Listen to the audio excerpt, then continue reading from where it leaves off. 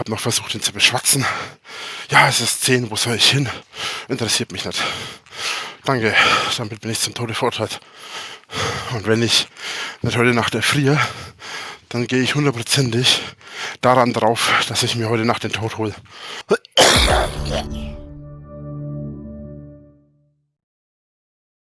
Metal-Leute, dies ist Teil 2 aus dem Stream des Hotelrauswurfs unseres mehrgewichtigen Parkbankbesudlers. Ich werde euch um die langatmigen Schnaufpausen herumlotsen, die von ihrer Schnaufigkeit nur durch ihre Langatmigkeit übertroffen werden.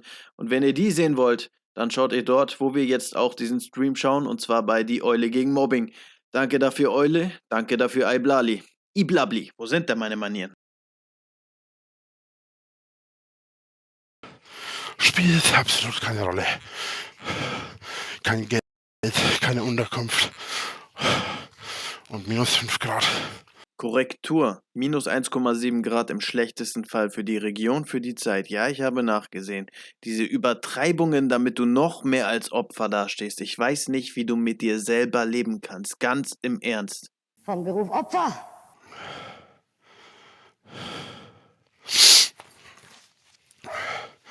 Wisst ihr, das Geile ist, ich habe mein Leben lang an die Gerechtigkeit geglaubt. Ich habe mein Leben lang gedacht, irgendwann wird sich's lohnen. Irgendwann werde ich belohnt für diesen ganzen Scheiß, den ich mein Leben lang durchmache. Du möchtest belohnt werden, weil du Scheiße durchmachst? Vielleicht ist das genau ein Denkfehler, dem du jetzt auf die Schliche gekommen bist. Du machst so viel Scheiße durch, weil du dir selber so viel Scheiße in den Weg knallst. Und wenn das Universum dich dabei beobachtet, dann knallt es dir noch mehr Scheiße vor die Füße, weil es denkt, du magst Scheiße, weil du dir ja selber die ganze Zeit Scheiße vor die Füße schaufelst. Da hast du deine Belohnung. Guten Appetit.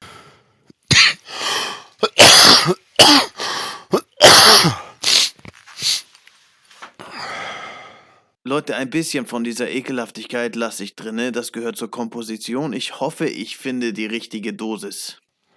Aber mein Leben lang habe ich mir, glaube ich, nur selber was vorgemacht. Rainer, ich weiß ja nicht, ob du prinzipiell in der Lage bist, irgendein akustisches Signal von dir zu geben, welches in mir keinen Ekel hervorruft. Aber ja, du hast dich dein Leben lang geirrt. Bonusfrage, wer ist eigentlich schuld daran, wenn alles gut wird? Sind das dann auch die Hater? Letzten Endes spielt es wohl keine Rolle. Ja, ich glaube auch nicht wirklich dran, dass bei dir irgendwann alles gut wird. Stimmt, hast du recht.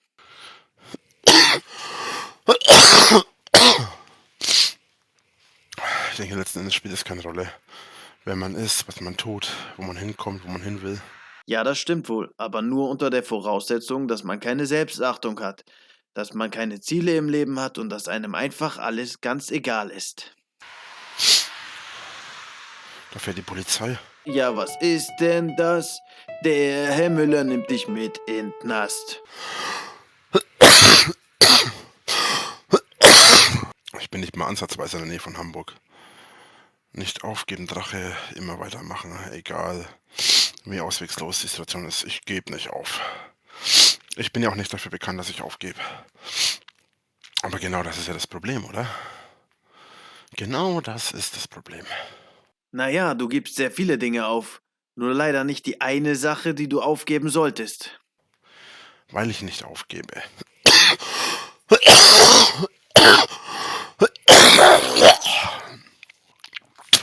Passt auf, wo ihr hintretet, Leute. Ihr könntet auf der Seele eines Drachen ausrutschen. Ich bin aus dem Hotel geflogen. Und zwar vor etwa einer halben Stunde. Vor ein bisschen mehr als einer halben Stunde. Kein Geld, keine Unterkunft. Kein Euro.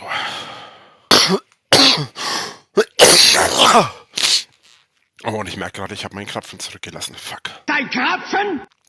Das heißt, nochmal, auch kein Essen. Wieso ist der da drin? Weil ich überschützt aufgebrochen bin, habe ich den scheiß Krapfen zurückgelassen. Sind Ihnen Krapfen erlaubt worden, Private Paula? Sir, nein, Sir! Und warum nicht, Private Paula? Sir, weil ich zu viel wiege, Sir! Weil Sie ein ekelhafter Fettwand sind, Private Paula! Fuck. Auf den habe ich mich seit Seit heute Mittag schon gefreut. Ja, nee. Dann wollte ich morgen früh essen. Ist klar. Die Welt kann mich langsam mal, Alter. Ohne Scheiß, ich hab die Schnauze voll. Was soll das denn? Rainer, da musst du dich bei dem Hersteller von deinem Kartoffelgehirn beschweren. Ich weiß gar nicht, warum du die ganze Zeit damit rumläufst. Ich hätte das schon längst zurückgegeben. Die Hardware ist langsam, das System ist total verbuggt. Das kann so gar nicht funktionieren. Habe ich in meinem Leben nicht schon genug gelitten? Ja, es gibt Leute, die haben mehr gelitten als ich. Definitiv. Das macht's in meinem Fall ja auch nicht besser. Rainer, ich mein's ernst. Nimm deinen Kopf und geh in eine Werkstatt, in deinem Fall einen Psychologen. Dein ganzes System muss auf Werkseinstellung zurückgesetzt werden und bitte sorge dafür, dass du die neuesten Updates für 2023 bekommst. Bevor du das nicht gemacht hast, brauchst du eigentlich überhaupt nichts machen. Du bist in dieser Welt total handlungsunfähig. Vor allem, ich habe alles verloren. Aber wirklich alles. Jeden noch so kleinen Scheißdreck. Rainer, nimmst du eigentlich noch Videowünsche an? Mach mal bitte nochmal ein, was ich alles hab. Das war letztes Mal so spannend. Mit der Illusion, morgen wird's besser, habe ich mich auch immer versucht zu trösten. Über Jahre hinweg. Hat nie geholfen. Warum sollte es denn morgen besser werden? Was möchtest du denn morgen an dir verbessern? Du hast doch selber einmal in einem Video dieses Zitat zitiert, in dem gesagt wird, die Definition von Wahnsinn ist es, immer wieder dasselbe zu tun und ein anderes Ergebnis zu erwarten. Und da frage ich mich, wie kannst du sowas sagen und dann so ratlos vor der Welt stehen? Das Schöne ist, ich bin jetzt auch noch durchgeschwitzt, denn es ist kalt. Ja, vielleicht hole ich mir den Tod, dann habe ich meine Ruhe. Und was hast du dann von dieser Ruhe? Dann kann mich alles andere mal sonst wo haben. Ich verstehe vor allem nicht, wie die mich gefunden haben. Das ergibt keinen Sinn. Mich hat niemand gesehen, als ich reingekommen bin. Und da bist du dir sicher, weil?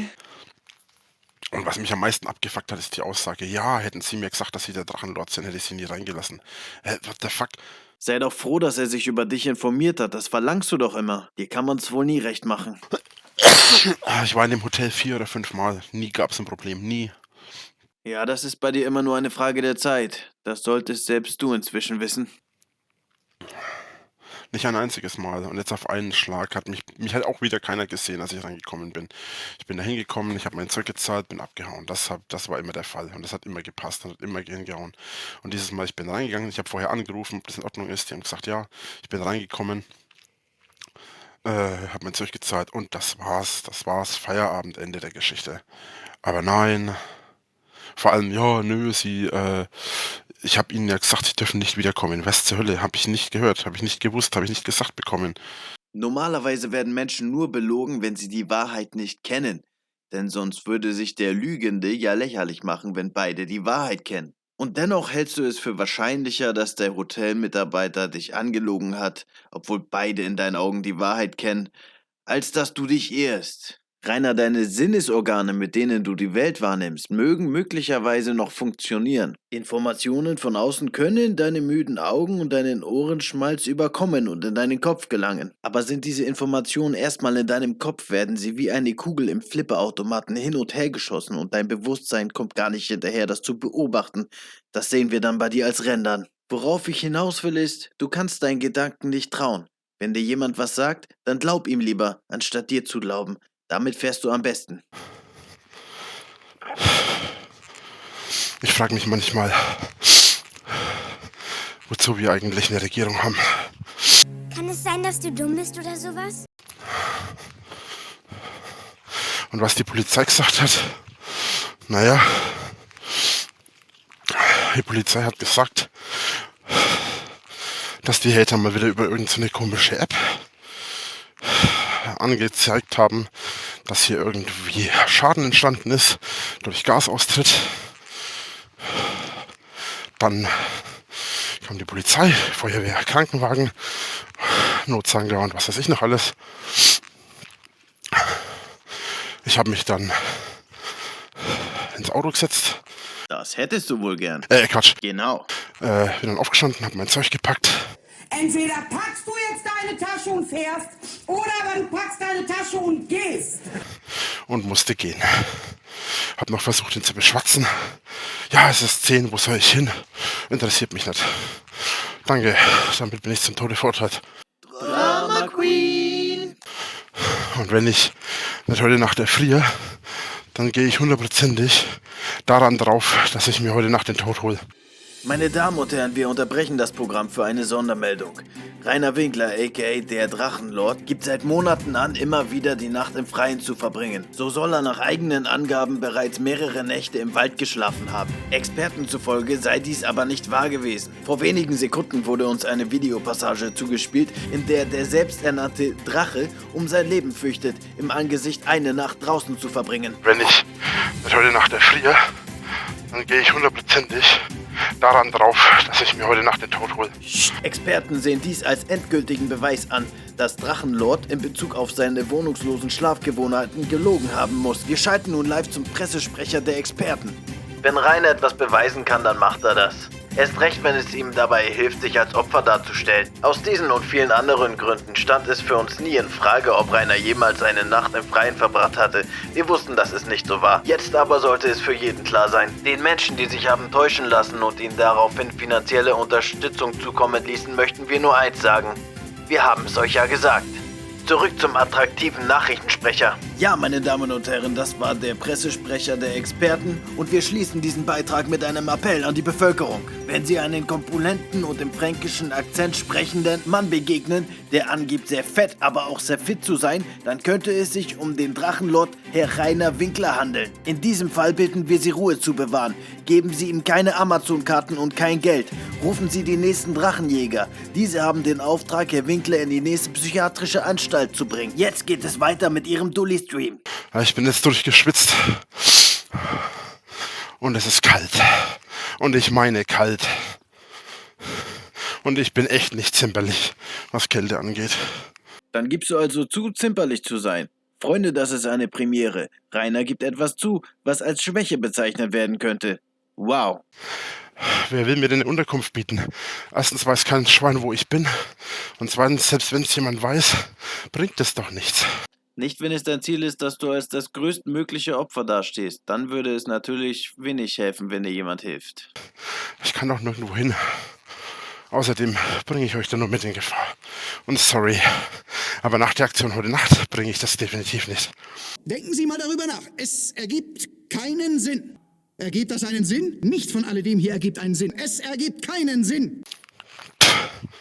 Da erfriere ich lieber. Vielleicht wachen dann doch mal ein paar auf und checken, dass unsere Gesellschaft richtig gefickt ist. Rainer, deinem utopischen Maß an Selbstmitleid nach zu urteilen, bist du der Einzige, der, wie du sagst, richtig gefickt ist. Ich bringe niemanden mehr in Gefahr. Ich habe die Schnauze voll. Jedes Mal. Jedes fucking Mal. Hätte ich dafür verantwortlich gemacht, was andere machen. Dafür verantwortlich gemacht, was die Hater anstellen. Dafür verantwortlich gemacht, wen die Hater angreifen. Dafür verantwortlich gemacht, wem die Hater die Scheiße runterhauen. Immer bin ich schuld. Und sorry. Aber nein. Das ist nicht mein Stil. Da höre ich richtig mi raus. Wenn ihm das nicht gefällt, Digga, dann soll er sich verpissen. Ja, mi. Tut mir leid, du Arschloch. Denn mi ist nun mal, wenn ich nachts im Arsch der Welt in Eiseskälte rausgeworfen werde. Das ist mi. Das ist nicht Mimimi, das ist das, was du verdienst. Und darüber machst du Mimimi. Weil ich es bin, der sich die Eier abfriert. Und ich es bin, der sterbenskrank wird. Wie kann die Menschheit es wagen, ihr bestes Exemplar so zu behandeln? Rainer, du Armer, ey. Ich glaube, ich schick dir gleich Geld. Und so ein Drecksköder bellt hier rum. Hello there. Sieh an, was haben wir denn da? Diesen Teil deines Charakters haben wir ja lange nicht gesehen. Aber kein Problem, ich glaube, ich habe noch eine Kotztüte vom letzten Mal. Ach, und noch was zu mi. Ich bitte um Entschuldigung, dass es in meinem Stream um mich geht. Bitte ich wirklich um Entschuldigung dafür. Dann ist es mein Stream. Und in meinem Stream gibt es eben ein Mimimi. Wenn dir das nicht passt, schau in anderen Streamer. Ganz ehrlich. Würdest du mir den schicken Kotzhut vom Fettsack reichen?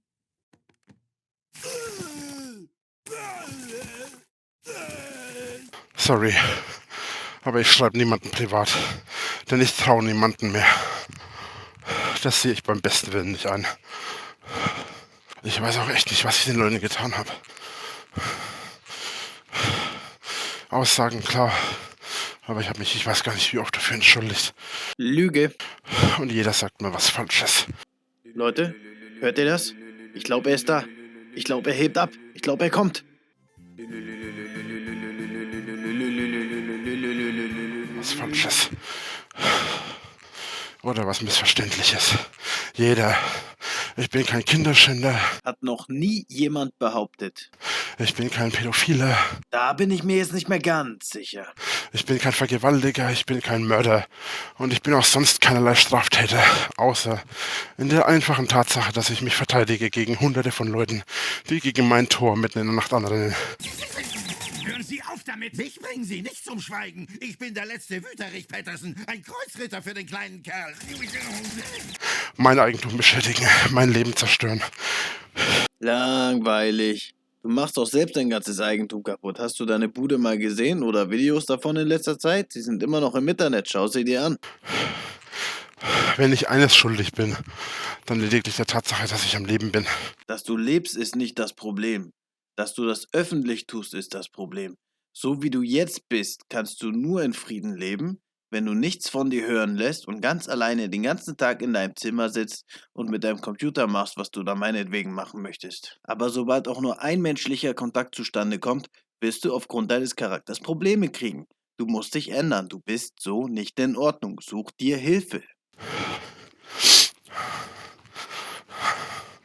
Ich bin immer noch der Meinung, dass ich im Gericht hätte freigesprochen werden müssen. Und ich bin der Meinung, wenn du diese Meinung damals vor Gericht geäußert hättest und nicht gelogen hättest, dann wärst du jetzt nicht in Freiheit. Klar, dass ich dem Typen auf die Fresse gehauen habe, das war falsch. Da braucht man nicht drüber reden. Das ist ganz klar. Aber auch wenn es noch so falsch war, wäre der Typ nie zu mir nach Hause gekommen, hätte er auch nie eine verpasst gekriegt. In solchen Momenten wie gerade bereue ich nur, dass ich nicht härter zugeschlagen habe. Ach so, dann war es deiner Meinung nach lediglich falsch, ihn nicht mit voller Kraft geschlagen zu haben. Sag das doch. Eine meiner Hände war schon wieder kurz davor, den Lylykopter zu rufen, aber wenn das so ist... Ich bin kein gewalttätiger Mensch. War ich nie. Und ich will es auch nicht sein. Ich renne nicht durch die Gegend und gehe auf Leute los. Aber wer mich angreift... Sorry, aber in solchen Situationen können sie mich einfach alle am Arsch lecken. Ich hab die Schnauze voll. Was ein abgefuckter Kindergarten. 10 fucking Jahre. Gewalt ist keine Lösung, Drache. Nein, ist sie nicht, gebe ich dir vollkommen recht. Aber manchmal hilft es. Es hilft denen, die zu bestrafen, die einen angreifen. Es hilft einem, die zu bestrafen, die einem Schlechtes wollen. Und es hilft einem, seinen eigenen Frust an denen rauszulassen, die Schüttern haben, dass man gefrostet ist. Also, zum Zwecke einer Bestrafung und zum Zwecke des Frustablassens, wenn dir jemand auf den Sack gegangen ist, findest du Gewalt okay. Verstehe ich das richtig? Fragezeichen. Ich bin ja kein Profi, aber für mich klingt das nach einem Profil, welches ein ganz klassisches sein könnte bei gewalttätigen Personen. Und du sagtest ja gerade, du wärst nicht gewalttätig. Ich entschuldige mich nicht für etwas, was ich nie getan habe. Ich habe keine Pedo-Sachen veröffentlicht. Ich habe auch nie Pedo-Sachen gemacht oder geschrieben. Leute, wenn jemand ein Schriftstück anfertigt und das veröffentlicht, heißt es noch nicht, dass es von jemandem ist, den man behauptet, dass es ist. Ich persönlich bin da anderer Meinung. Ich glaube, dass du diese Sachen geschrieben hast. Und mit dieser Meinung bin ich aus gutem Grunde nicht alleine. Es passt in dein Persönlichkeitsprofil, dass du diese Geschichten geschrieben hast. Die Art, wie sie geschrieben sind, passt in deinen Schreibstil. Deine häufigen Äußerungen, dass du auf ältere Frauen stehst, gepaart mit deinem Blick, wenn du junge Frauen siehst. Gepaart mit deiner Aussage, es gäbe nicht zu jung, es gäbe nur zu eng, zeichnen ein Profil von dir, was ich als solches einschätze, als dass ich es für sehr gut möglich halte, dass du diese Geschichten geschrieben hast. Und selbst wenn es eine verschwindend geringe Möglichkeit gibt, dass du diese Geschichten nicht geschrieben hast, so halte ich es doch für wesentlich wahrscheinlicher, dass wir in Kürze einen Beweis dafür finden, dass du diese Geschichten geschrieben hast und es wieder mal heißt, Rainer hat gelogen. Was mich angeht, so ist dies bereits für mich bewiesen, denn die Quelle halte ich für sehr vertrauenswürdig. Mein Leben ist echt für den Arsch. Ich weiß gar nicht, warum ich mir überhaupt noch Mühe gebe. Oder warum ich überhaupt noch irgendwas versuche. Ist doch egal. Alles, was ich mache, geht sowieso nach hinten los.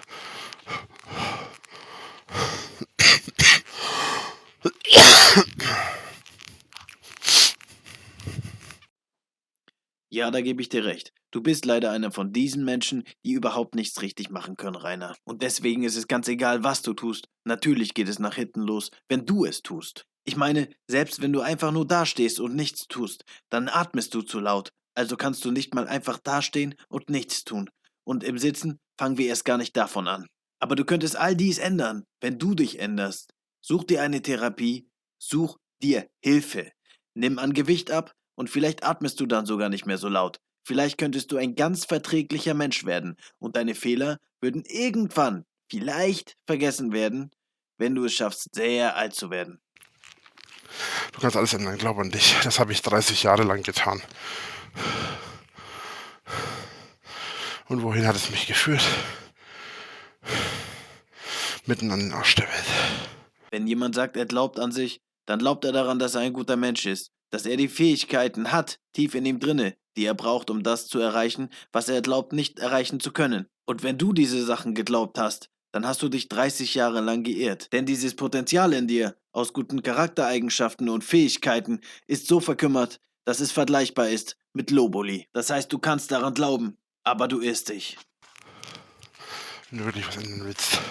Genau. Ich habe mich 30 Jahre lang nur nicht genug angestrengt. Du hast ja vollkommen recht. Ich war zu blöd, hätte ich doch gleich wissen müssen, dass ich 30 Jahre lang nur halbherzig versucht habe, an Hate, Hass, Mobbing und der ganzen Scheiße was zu ändern. Wieso komme ich da nicht selber drauf? Wenn ich wüsste, wo du bist, würde ich einfach kommen. Ja. Und dann würdest du wahrscheinlich von mir ein paar aufs Maul kriegen. Weil ich schon oft genug gesagt habe,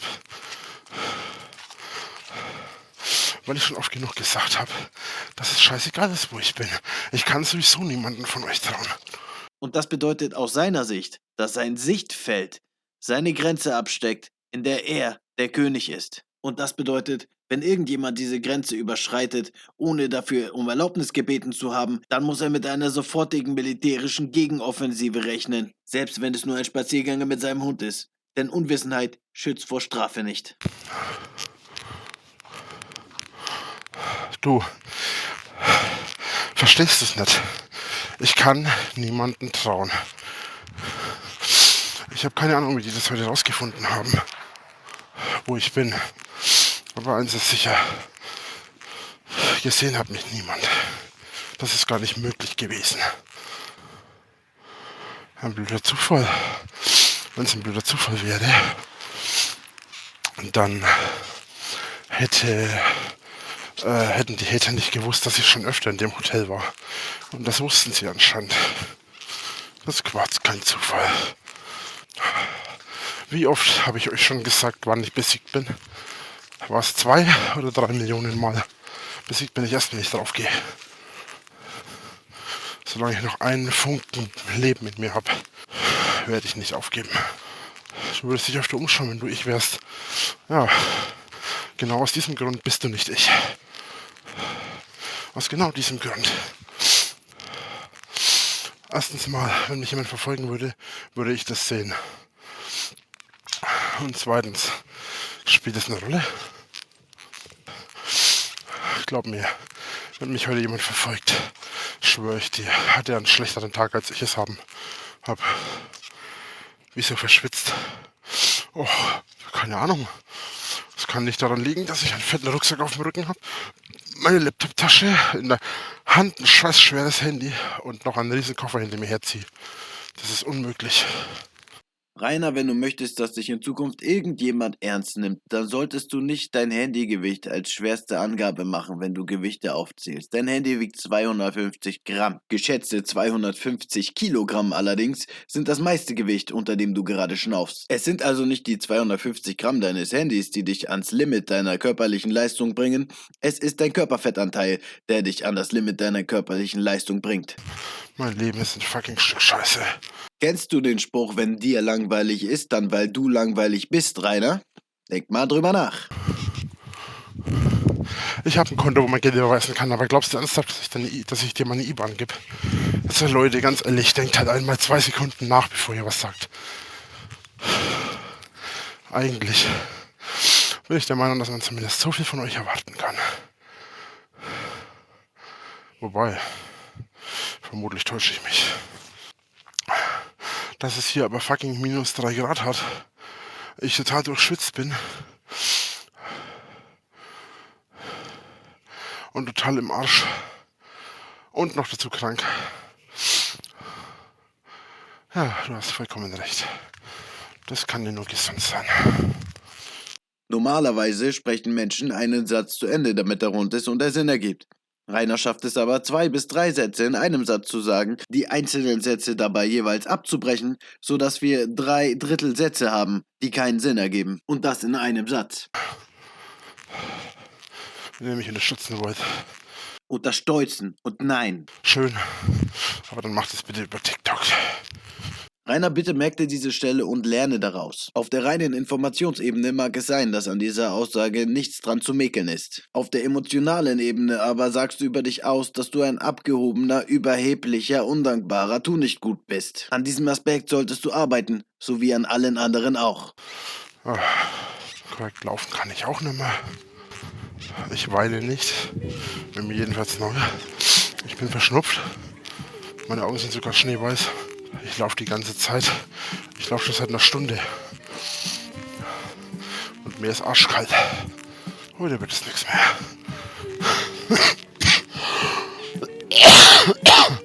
Ach geil.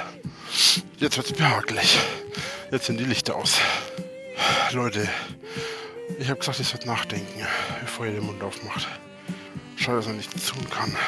Das bringt doch alles nichts. Was willst du denn jetzt tun? Ich bin am Arsch der Welt. Es gibt überall Hate.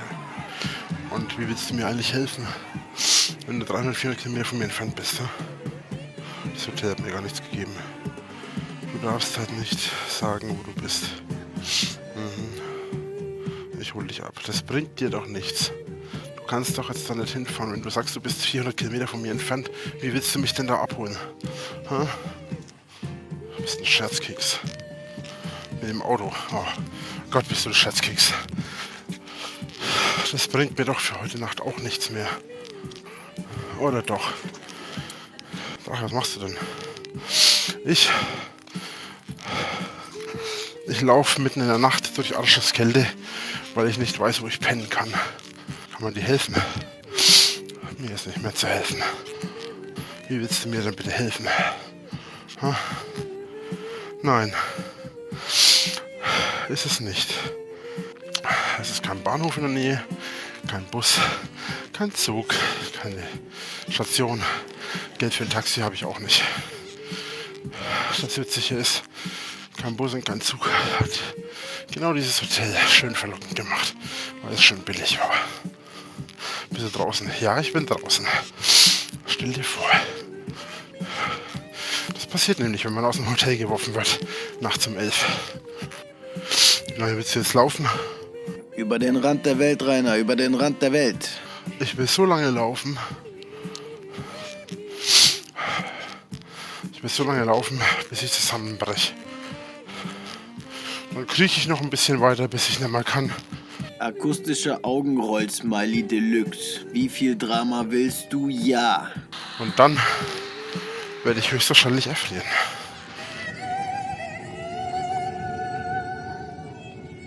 Nicht um mich weinen, ich bin schon längst tot. Der Spendenaufruf bringt auch nichts mehr. Außer vielleicht, um meine Leiche zu beerdigen. Da muss ja auch irgendwo Geld herkommen. Rainer, was ist denn mit deinen ganzen Survival-Skills? Ich dachte, du bist ein Bursche des Waldes. Hast du doch immer gesagt, dass du in der Wildnis besser überleben würdest als die meisten von euch. Natürlich, Rainer. Und jetzt, im Angesicht von einer Nacht im Freien, bist du dem Tode nah. Oh mein Gott. Hilft ihm da jemand raus? Er ist ein Star. Er hat das doch alles nicht verdient, Mensch. Wilde Tiere. Hier in Bayern ist das Schlimmste, was mir passieren kann, dass mir ein Fuchs in die Waden beißt. Hab einen Stall, wo er schlafen kann. Witzig, weil ich ein Oger bin. Soll ich im Stall schlafen? Wisst ihr, schaut euch das ruhig an. Schaut euch das an, ganz ehrlich. Sehr gerne, Rainer, sehr gerne. Es ist eine Freude, dich dabei zu sehen, wie du deine Suppe auslöffeln musst, weil schlichtweg nichts mehr anderes da ist, als die Ernte, die du gesät hast. Weil das ist nämlich genau das. Was du verdienst, Rainer. Ganz genau. Ich find's schön, wie gut wir zusammenarbeiten können. Geht doch. Was mir von den Hatern angetan wurde. Ist das Feedback, welches du als Angriff wahrnimmst, während es einfach nur die ganz natürliche Reaktion auf deine Aktion ist. Und ist genau das, Was du hören musst, damit du weißt, welche Aspekte an dir du ändern kannst, damit du besser wirst, damit du zum Psychologen gehen kannst und diesem Psychologen dann sagen kannst, hey, das und das möchte ich an mir verändern, denn laut meines Feedbacks der Gesellschaft muss ich diese Dinge ändern, denn sonst bin ich nicht zu ertragen. was sie all die Jahre wollten. Ist nicht zu pauschalisieren, Rainer. Eine solche Aussage wäre töricht. Überlass die Interpretation der Ereignisse lieber Menschen, die ein funktionierendes Gehirn haben, und geh mit deinem zu einem Psychologen. Vielleicht ist da noch was zu retten. Und ich persönlich zweifle hart daran, dass es irgendjemanden kratzen wird, wenn ich vor die Hunde gehe. Kann mir keiner erzählen. Ich weiß nicht, was ich fühlen würde, wenn du nicht mehr da wärst, aber ich weiß eins, dein Leben ist eine traurige Geschichte. Und das nur deinetwegen. Aber abgesehen davon sehe ich es als Zeichen von charakterlicher Giftigkeit, wenn du über deinen eigenen potenziellen Tod sprichst, um mal wieder das Opfer zu markieren. Ja, Rainer, wir haben's verstanden. Du bist das ärmste Würstchen Deutschlands. Schreib das doch in dein Dating-Profil. Das kommt bestimmt gut bei den Frauen an. Ja, ich bin in Bayern.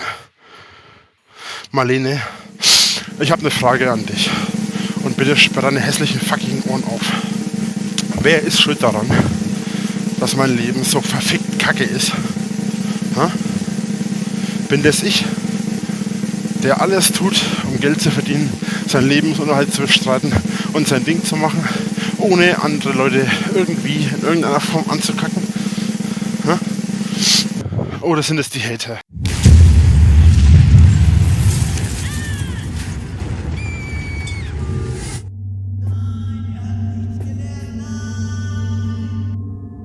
Es ist aussichtslos. Für ihn sind immer nur die anderen schuld.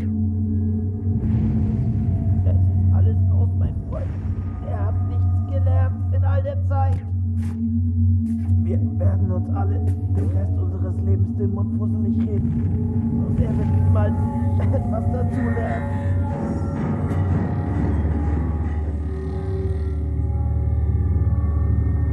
Ich will noch mal ganz kurz zusammenreißen, der Dulli redet weiter. Sind es die Hater, die heute Nacht die Feuerwehr gerufen haben?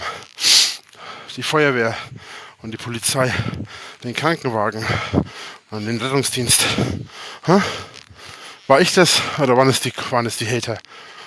Rainer, deine Frage war, warum dein Leben so veräfft kacke ist und wer verantwortlich dafür ist. Deine Antwort, wer die Feuerwehr gerufen hat und wer die Polizei gerufen hat, bezieht sich jetzt allerdings nicht auf dein Leben, sondern nur auf deine gegenwärtige Situation. Es ist allgemeinhin bekannt, dass du nicht fähig bist, eine Konversation zu führen. Und wie wir an diesem Beispiel sehen, bist du nicht einmal dazu in der Lage, einen Monolog zu führen. Ich rate dir davon ab, den Menschen von deiner Theorie zu erzählen, wer zuerst da war, Ei oder Henne, und rate dir an, die große Pille der Wahrheit herunterzuwürgen. Sollte diese Wirkung zeigen, wirst du aufwachen und bemerken, dass du derjenige bist. Das würde mich interessieren. Würde mich echt interessieren. Das Einzige, was dich gegenwärtig interessieren sollte, wäre die Telefonnummer der nächsten psychiatrischen Anstalt. Weil mir wäre neu, dass ich die Feuerwehr gerufen habe. Mir wäre auch neu, dass ich die Polizei gerufen habe. Oder irgendwas anderes in der Art. Irgendjemand hat seine persönliche Freiheit aufs Spiel gesetzt, um dir eins auszuwischen. Du solltest dir lieber überlegen, wie es so weit kommen kann, dass dich jemand so sehr hasst. Soweit ich nämlich weiß. Rainer, du kannst mir glauben, wenn ich dir sage, du weißt nichts. Ich sagte dir bereits, du kannst deinen Gedanken nicht vertrauen. War ich in meinem Zimmer, hab einen Stream gemacht, ein Video hochgeladen, damit ihr was zu schauen habt. Wen meinst du mit ihr, Säugetier? Meinst du etwa die Hater? Oder meinst du etwa deine Schaulustigen? Oder meinst du gar deine Fans aus Denken? Deine Videos sind genauso inhaltslos wie dein nutzloses Gehirn. Wenn es nicht um die Hater geht, dann schauen die Zuschauer deinem Bart beim Wachsen zu. Der einzige Unterhaltungsfaktor entsteht erst in 2. oder 3. Instanz mit deinem Material von anderen Leuten, die sich über dich lustig machen. Es gibt keine Ausnahmen, die diese Regel bestätigen, aber glaube mir, es ist so. Du weißt ja, du kannst dir nicht vertrauen. Und dann wurde ich angegriffen von Leuten, indem sie die Feuerwehr und die Polizei gerufen haben. Mal abgesehen von den Tausenden von Anrufen auf mein Handy, die alle ungewollt waren. Aber ich soll mein Leben auf die Reihe kriegen, in den Griff kriegen. Sag mal, tickt's bei dir noch ganz richtig? Oder ist da schon jede Hoffnung verloren, was halbwegs normale Gehirnzellen angeht? Das würde mich echt voll interessieren. Meine Damen und Herren, ich stelle vor, die Gedanken eines trotzigen, kleinen, verzogenen Bengels. Du, Rainer, hältst es also für schlauer, das Verhalten der ganzen Gesellschaft von Grund auf zu ändern, ohne dass du es überhaupt verstehst. Du verstehst weder dich selbst, noch das Leben, noch die Welt, noch die Vorgänge darin. Und wenn es nach dir ginge, dann wären es doch alle anderen, die sich ändern müssen, damit du klarkommst. Dieses wirre und unlogische Gedankenkonstrukt könnte man zusammenfassen mit den Worten, das kannst du dir nicht ausdenken, ne? Total utopisch. Und so beantworte ich deine Frage mit einer Gegenfrage, die ich direkt von dir zitiere. Doppelpunkt, Anführungszeichen. Sag mal, tickt's bei dir noch ganz richtig? Oder ist da schon jede Hoffnung verloren, was halbwegs normale Gehirnzellen angeht? Das würde mich echt voll interessieren.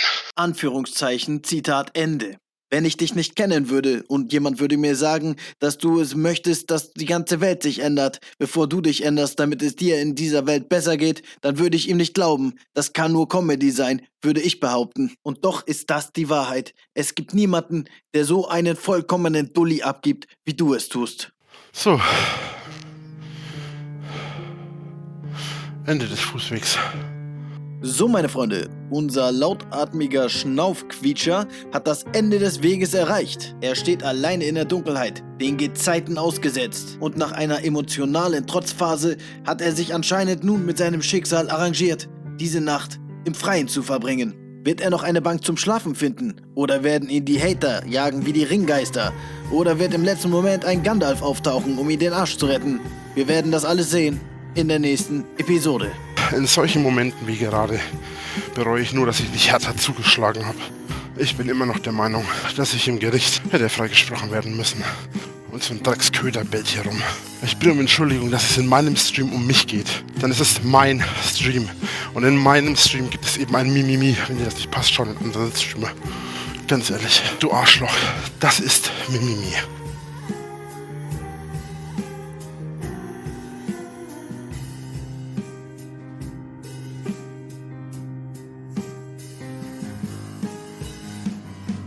Oh, die machen das, um mich zu ärgern.